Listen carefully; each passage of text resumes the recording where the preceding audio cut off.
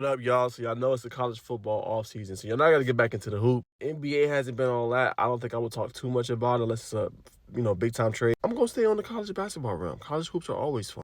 Now I was at this game. Georgia Tech went up against obviously North Carolina. It was a sold out game. A lot of Tar Heel fans was in the building, and it went up against the superstar himself. I think should be probably the top 2 pick next year outside of AJ DeBoss. I know people are gonna say Derek Peterson, but Caleb Wilson is him.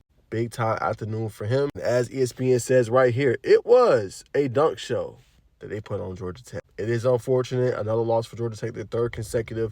They're now 11-11 currently right now, and they're 2-7 in the ACC. So what were the keys to this game? The keys was they went on a run early in the first half.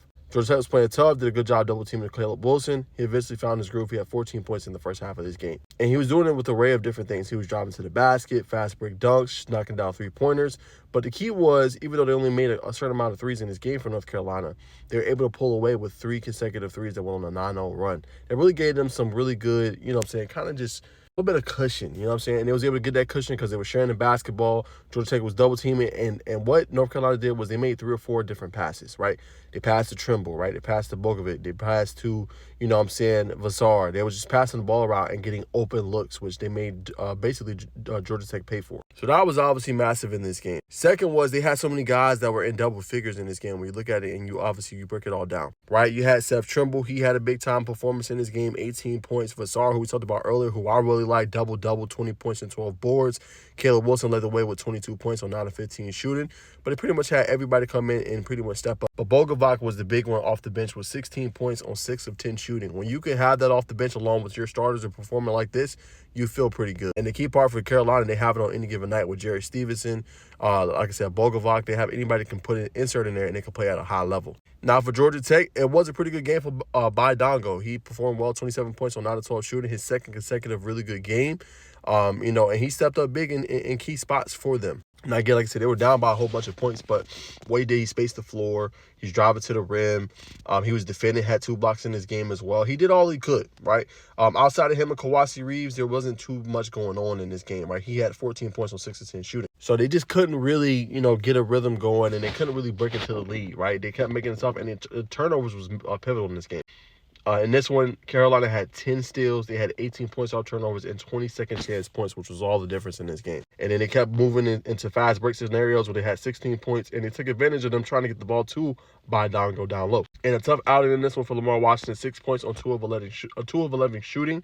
So he had a tough outing, and obviously Kyle Fleming, who I think is really good, only had 4 points on 2 of 6, and then Jaden Mustaf with 6 points on 2 of 6 as well. Cam Crabbe did perform well off the bench, 15 points on 5 of 11 shooting, 3 for 8 from 3. But it's just they can't get enough scoring outside of that. And they're dealing with injuries once again. Now, look, I'm not one to make excuses for Georgia Tech, but something that really stuck out to me was what Damon Stoudemire said after the game was over. He was asked basically like, is this where you thought envisioned the program being at? And he was like, yeah, we're nowhere near what I had envisioned this program being at, essentially.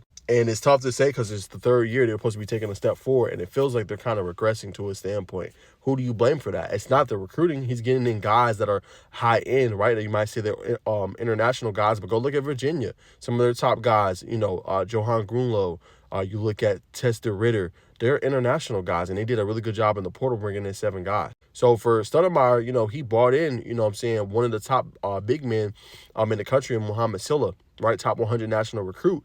But he's been injured. He hasn't played a lot this season. He's been dealing with, obviously, an ankle issue. Dongo's been a long-weighted veteran. You have a freshman in there, and Kai Fleming, who's been playing good. Jaden Mustaf has gotten some development and is playing better, but he's just not getting quite enough from the other consummate pieces. And it feels like even at times that Kawasi Reeves, who's your veteran, your last year, like he kind of disappears. Not saying he doesn't try, but it's like he doesn't get the ball or he's not scoring when they need to get a bucket.